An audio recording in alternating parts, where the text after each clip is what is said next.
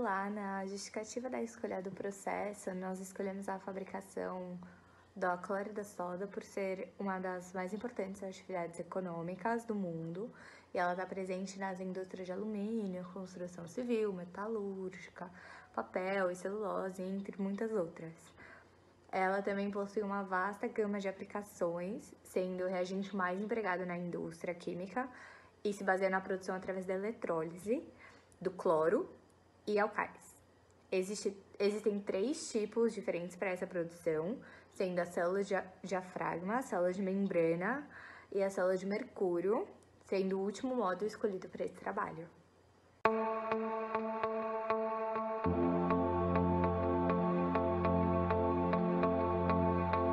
Oi, eu sou o Rodrigo e eu vou explicar o processo de produção do cloro-soda pelo método mercúrio, mas para isso eu vou utilizar o seguinte diagrama. O processo começa pela purificação da solução aquosa de cloreto de sódio, porque ela contém vários contaminantes, como cálcio, magnésio, bário e sulfato. Para essa purificação é utilizado soluções de carbonato de sódio e hidróxido de sódio, porque elas precipitam os contaminantes que serão posteriormente removidos.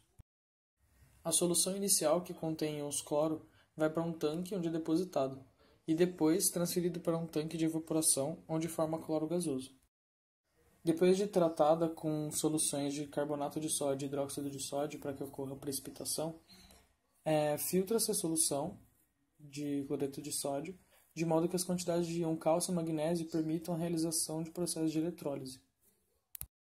Após a filtração, a solução passa por uma acidificação com ácido clorídrico para redução do oxigênio e formação do íon cloreto. Depois desse tratamento, a solução concentrada de sal é enviada para uma célula eletroquímica. Nesse processo, que utiliza célula de mercúrio, a solução de cloreto de sódio é colocada num tanque de distribuição para ser transmitida para uma coluna de mercúrio, onde tem um ânodo de grafite e um cátodo de mercúrio. No cátodo, forma-se uma amálgama de sódio. O amálgama que foi formado reage com água num reator separado, chamado de decompositor, onde o hidrogênio e o lixiviado de soda cáustica são produzidos. A solução de cloreto de sódio que não reagiu totalmente é transferida para um extrator, onde depois vai ser saturada novamente e será reutilizada na célula de mercúrio. O mercúrio, então, é reciclado para a entrada da célula eletrolítica.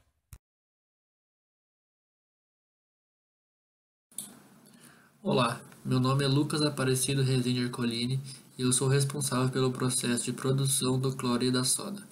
A seguir, segue o modelo do processo com seus respectivos objetivos de produção.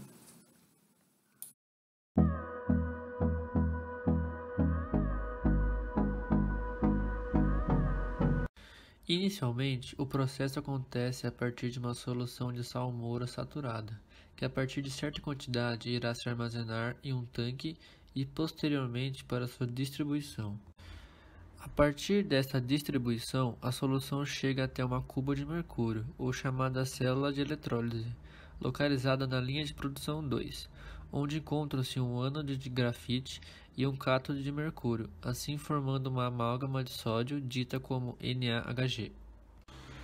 Com essa amálgama produzida, acontece uma reação com a água em um reator, separado localizado na linha de produção 3 e 5, onde essa água é alimentada separadamente neste reator e é induzida para alimentar a cuba de mercúrio, localizada na linha 6. Com essa reação acontece a produção de 50% de soda cáustica e gás hidrogênio. A soda cáustica é enviada a um tanque de armazenamento na linha 4, enquanto que o gás hidrogênio chega a uma torre de resfriamento na linha 7. Na linha de produção 8, há a liberação do cloro gasoso a partir das reações que ocorrem na célula. Nessa mesma linha, a armazenagem da solução inicial contendo íons cloro. E então, essa solução chega até um tanque de evaporação na linha 9, onde sua função é evaporar o cloro com propriedades gasosas, enquanto que o resto da solução saturada que não reage totalmente é enviada ao extrator localizado na linha 10.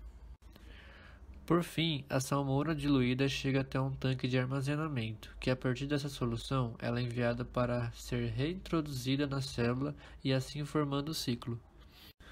Uma observação importante a ser discutida é que o processo é monitorizado através de indicadores e controladores. Os indicadores e controladores de nível são utilizados na maioria dos tanques. Nos reatores e na cuba de mercúrio é utilizado indicadores e controladores de vazão. E por fim, no tanque de evaporação é usado um indicador e um controlador de pressão para se obter um melhor desempenho e uma minimização de erros.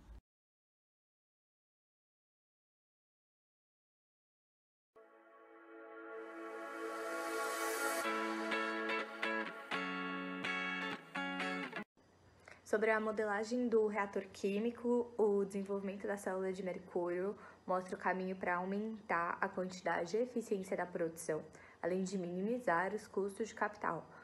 É também possível manter os níveis de mercúrio baixos, que é muito importante, porque ele é muito poluente e sempre tem que estar atento com a sustentabilidade e a preservação do meio ambiente, o que é muito importante. No processo, o mercúrio flui no fundo da célula, agindo como um cátodo. A mesma é preenchida com a solução de cloreto de sódio, com uma diferença de potencial adequada, processa-se a eletrólise.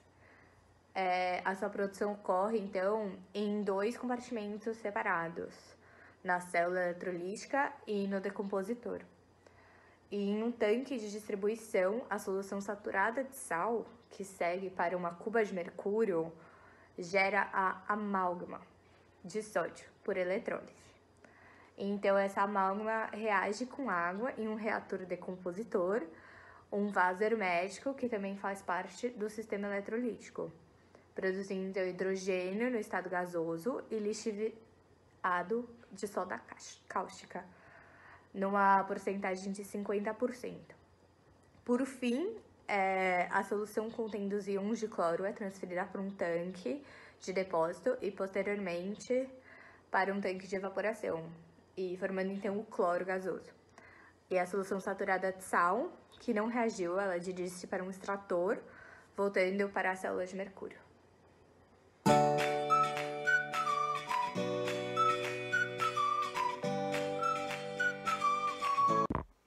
As principais substâncias tóxicas relacionadas à indústria de soda-cloro são o mercúrio e organoclorados. O mercúrio no meio ambiente é danoso, independente da quantidade, pois o metal não exerce funções nutricionais ou bioquímicas em micro-organismos, plantas e animais, além de afetar rins, vertigens, perda de visão, audição e até a morte. Já os organoclorados, cujos são substâncias formadas por compostos químicos ligados a moléculas de cloro, entre eles hexaclorobutadienos, pentaclorobuadienos e tetacloroeteno. O organoclorado é decorrente de vários processos industriais, como produção de PVC, geração e composição de produtos agrícolas, incineração de lixos domésticos, industrial e hospitalar, e de todos os processos industriais que empregam o cloro e derivados de petróleo. Quando ocorreu o primeiro impacto ambiental de repercussão mundial, que expôs riscos eminentes, os governos tomaram medidas para a regulamentação do mercúrio no ambiente. Essas medidas são justamente para proibir das células de mercúrio por diafragma, membrana e outros. O PVC consome a maior parte de toda a população de cloro mundial, ou seja, maior responsável pelo volume de organoclorados gerados. Os resíduos clorados mais perigosos são gerados na síntese de cloreto de etileno e do monômero de cloreto de monovinila. A produção de soda cáustica aumentou um pouco menos de 1% para 1,3 milhões de toneladas em 2017, e nas vendas aumentou 5,7% em relação ao ano de 2006. A maior parte da produção vai para a área de papel e celulose, seguindo por produção de químicos e petroquímicos, metalurgia e minerais não metálicos.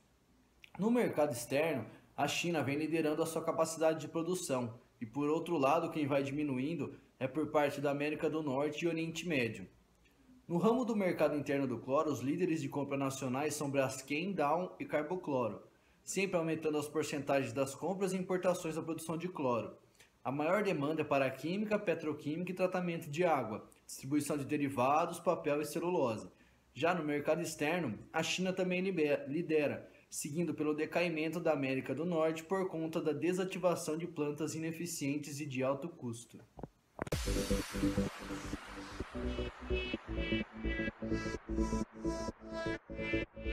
Meu nome é Matheus Gabriel. Eu vou falar a respeito das alternativas sustentáveis para a otimização do processo de produção do cloro e da soda. A primeira alternativa de otimização que eu vou abordar é a utilização dos eletrodos de difusão gasosa ao invés da utilização dos eletrodos convencionais, deixando bem claro que isso nos processos em que envolvem gases como reagentes, certo? Pois os eletrodos de difusão gasosa possuem algumas vantagens, como por exemplo o armazenamento de gases em sua estrutura porosa, maiores áreas para que a reação ocorra e velocidades maiores de transferência de massa, além de promoverem o contato entre os reagentes, favorecendo a rápida remoção dos produtos de reação e, consequentemente, o fácil transporte da corrente elétrica para o eletrodo.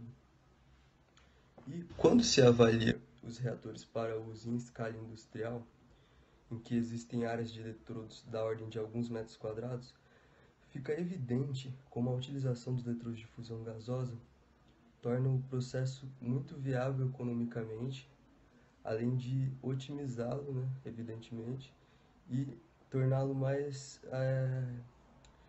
ambientalmente favorável, pois verifica-se uma economia de energia elétrica em torno de 8,6 kWh por metro quadrado, considerando um reator operando a 300 A por metro quadrado no período de 24 horas. Então, é uma economia de energia relativamente alta que ocorre.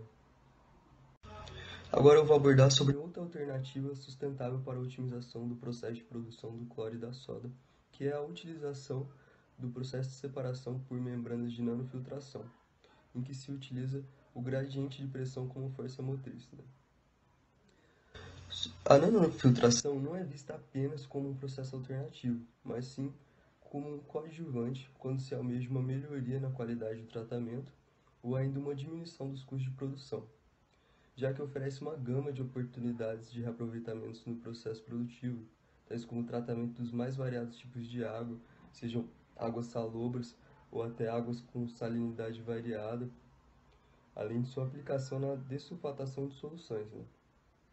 Com esse trabalho, foi possível identificar que o processo de separação por membranas de nanofiltração não apenas remove a massa necessária do contaminante, que no caso é o sulfato de sódio, como também devolve 85% da vazão de cloreto de sódio ao processo na forma de matéria-prima já tratada. Com isso, ocorre uma redução dos gastos significativa com o tratamento de água e com a geração de efluentes, que em valores fica em torno de 12.240 metros cúbicos por ano. O mesmo acontece com o uso do sal marinho, com a diminuição de 3.358 toneladas por ano, o que equivale a uma economia em torno de 1,12 milhões por ano. Então, a implementação dessa tecnologia impede que sejam lançadas em torno de 224 caçambas de sal por ano à estação de tratamento de efluentes da empresa, em questão do trabalho, o que representa um ganho significativo ambiental, além de sua viabilidade econômica, evidentemente. Now the world